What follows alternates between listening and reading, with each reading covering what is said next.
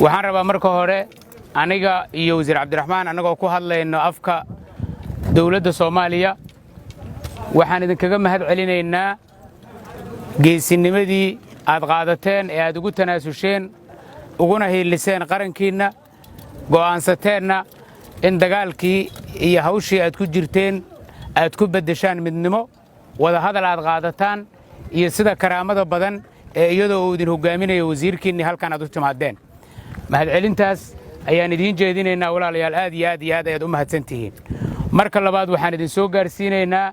salaanta aan idinkaga sidno madaxda qaranka oo madaxweyne Farmaajo uu ugu horeeyo iyo ra'iisul wasaare Rooble taliyaha ciidanka xoogga wasiirka gaashaandhigga iyo taliyaasha kale ee ciidamada qaranka oo dhammaantood nafaray inaan idin soo gaarsiino salaantooda intaas ka sokow waxaan rabaa inaan ayido oo aan adkeeyo hadalkii wasiirku uu idin sheegay oo ahaa laga bilaabo maanta inaad ka tirsan tihiin ciidanka qaranka Soomaaliyeed go'aankaas waa go'aan dawladda Soomaaliyeed qaadatay sida wasiirku idin sheegay waxa halkan jooga saraakiisha ka socotay wasaaradda gaashaandhigga iyo qaybaha kale ee ciidamada qalabka sida waxa idin imaan doonta mas'uuliyiinta ka socotay wasaaradda maaliyadda waxaad mari doontaan habraaci ciidamada waa maalin weyn oo qof kasta oo idin kamida qaar badan oo idin kamida laga yaabo in hore ugu bilaabatay laakiin intiina aan ku jirin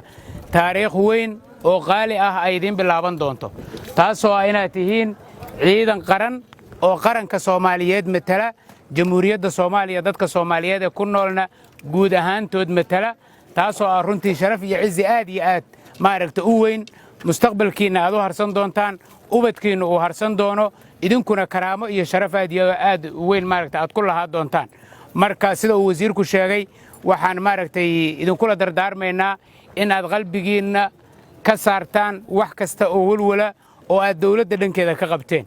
inaad ogaataan laga bilaabo maanta inaad dawladda ka mid tihiin safka qarannimada inaad ku jirtaan dagaalkii iyo jihaadkii aad kula jirteen cadowga ummadda Soomaaliyeed halkaas aad ka sii wadaan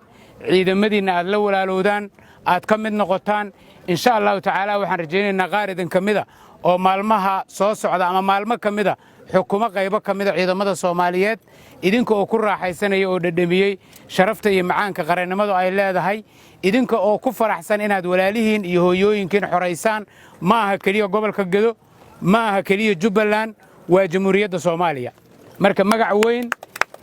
iyo sharaf weyn ayaad u taagan tihiin calanka halkaas aad ku xiran doontaanna karaamo weyn iyo macno weyn ayuu leeyahay marka mar raba hadalka intaas inaan ka badiyo aad iyo aad ayaad u mahadsan tihiin mustaqbal wanaagsan ayaan idin rajaynaynaa ciidamada qaranka iyo dawladnimada ayaan idinku soo dhaweynaynaa